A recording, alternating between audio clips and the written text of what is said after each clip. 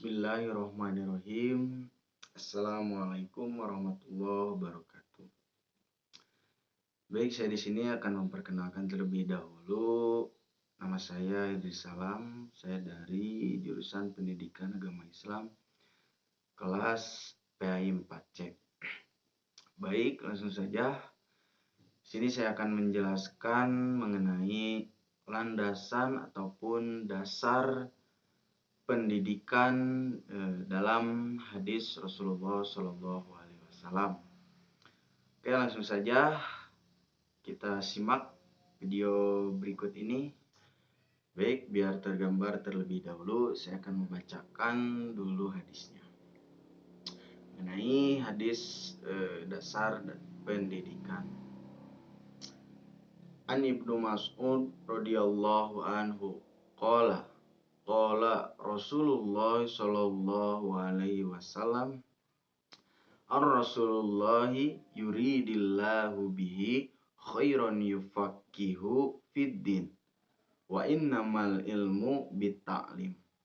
Rawahu Bukhari. Dari Ibnu Mas'ud radhiyallahu anhu berkata, Rasulullah sallallahu alaihi wasallam bersabda, barang siapa yang dikehendaki oleh Allah suatu kebaikan, maka dia akan diberi pemahaman tentang agama. Dan sesungguhnya ilmu itu ialah dengan belajar. Baik, kita akan lanjut teman-teman ataupun pemirsa yang ada di rumah. Kita lanjut saja mengenai kuantitas ataupun kualitas dari segi sanad, matan, dan rawinya. Baik, mengenai jumlah rawi dari hadis yang saya tadi bacakan mengenai dasar-dasar pendidikan, yaitu jumlah rawinya berdasarkan jumlah rawi ataupun jenis hadis terbagi pada mutawatir dan ahad. Hadis mutawatir ialah hadis yang jumlah rawinya banyak dengan syarat mahsus. Tidak ada kesan dusta, minimal 4 orang rawi setiap tabaqah. Adapun hadis ahad ialah hadis yang jumlah rawinya tidak banyak ataupun setiap tabaqah masyhur, 2 pada setiap tabaqah aziz dan 1 pada setiap tabaqah gharib. Berdasarkan kriteria hadis ini, yaitu karena jumlah rawinya banyak, merupakan hadis ahad.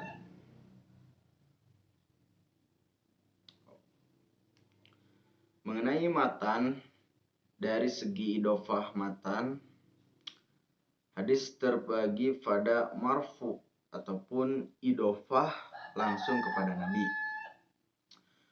ataupun mauquf atau idofah kepada sahabat, atau maktu idofah kepada tabi'in, dan qudsi idofah kepada Allah Subhanahu wa taala.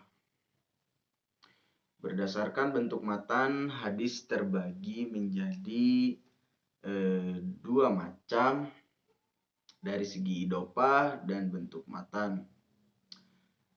Berdasarkan kriteria tersebut, hadis tentang dasar pendidikan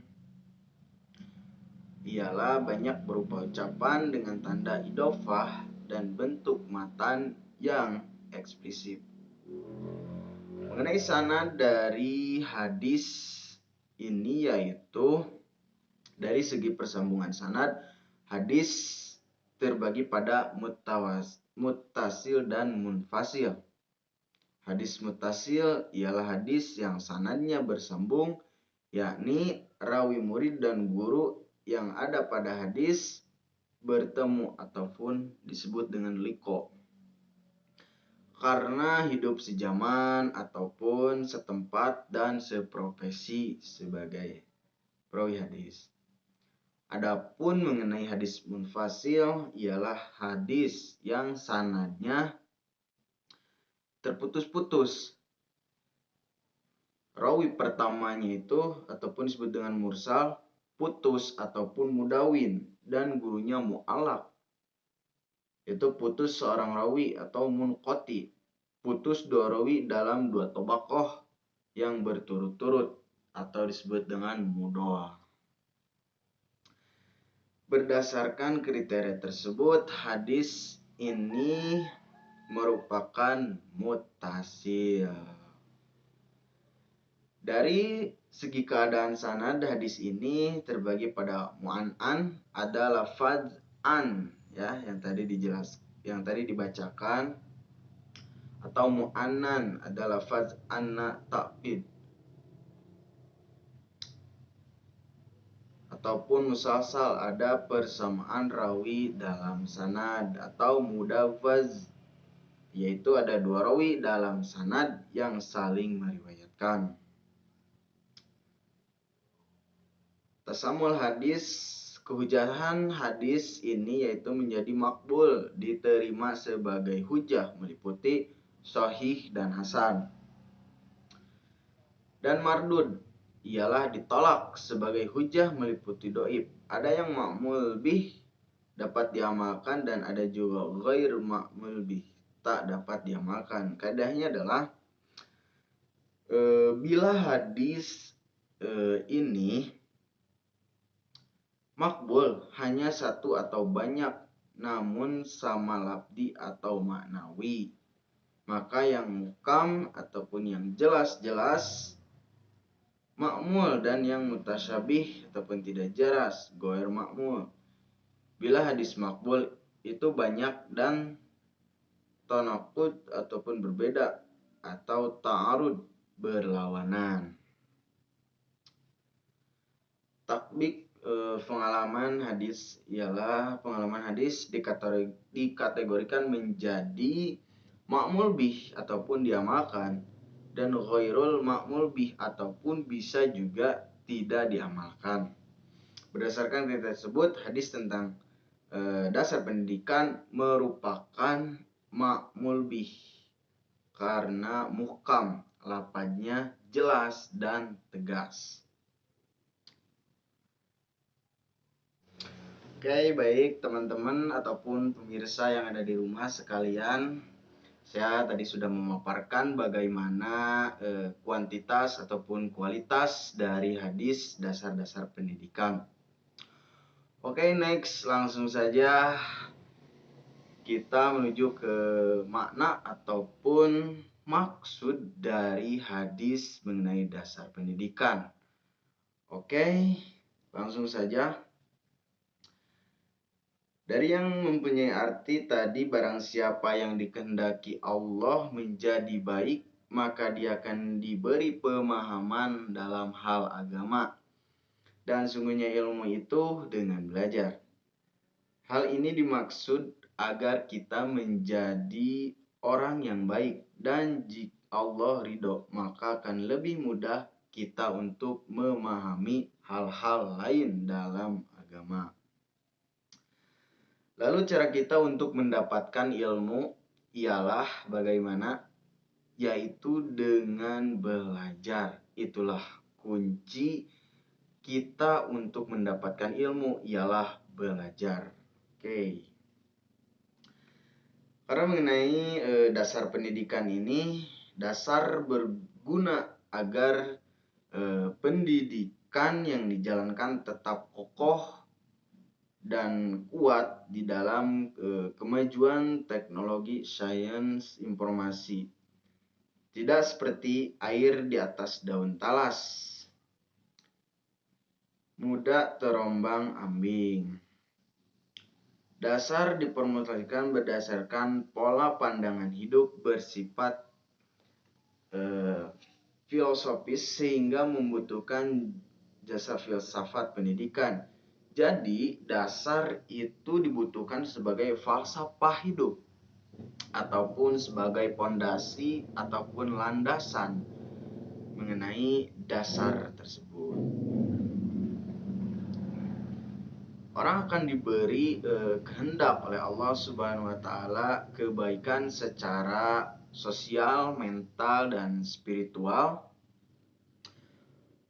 ataupun ekonomi dengan cara difahamkannya agama ke dalam manusia tersebut. Karena hal lain yaitu agama adalah kunci Allah bagi kebaikan seseorang. Dengan kata lain, kalau ingin memperoleh kebaikan apapun di dunia ini, maka kita harus mengetahui ilmu mengenai agama. Dalam pengertian ini, agama yaitu kunci kebaikan seorang. Ad-din yaitu agama dalam Al-Quran merupakan bagian dari prinsip-prinsip agama sungguhnya, yaitu untuk diberi fasilitas ruang selagi ia hidup, sementara ia akan mati dalam keadaan tak beriman. Oke, next kita lanjut mengenai simpulan dari hadis tersebut. Oke teman-teman, saya akan menyimpulkan yang tadi saya jelaskan, hadis mengenai dasar pendidikan. Hadis tentang dasar pendidikan ini merupakan hadis yang dapat kita pelajari dan amalkan, karena maksud dari hadis ini ialah bagi kehidupan kita, khususnya di dalam dunia pendidikan, sebagai pengingat juga bagi diri kita agar senantiasa terus belajar, dan belajar, tidak bosan-bosan, untuk menjadi pribadi yang insan kamil. Sebab ilmu itu yang bermanfaat merupakan pahala yang nilainya tidak akan terputus-putus meskipun kita sudah meninggal dunia. Tentunya dengan semangat ini dapat ikut meningkatkan ketakwaan kita kepada Allah Subhanahu wa taala, karena dengan dialah telah memperkenalkan diri kepada hamba-Nya dengan mengajarkan hikmahnya dalam mempelajari ilmu ataupun ilmu agama ataupun dari agama. Oke, mungkin cukup sekian penjelasan dari saya mengenai dasar-dasar pendidikan. Kurang lebihnya mohon maaf. Wabillahi taufiq wal hidayah. Wallahu a'lam bishawab. Wassalamualaikum warahmatullahi wabarakatuh.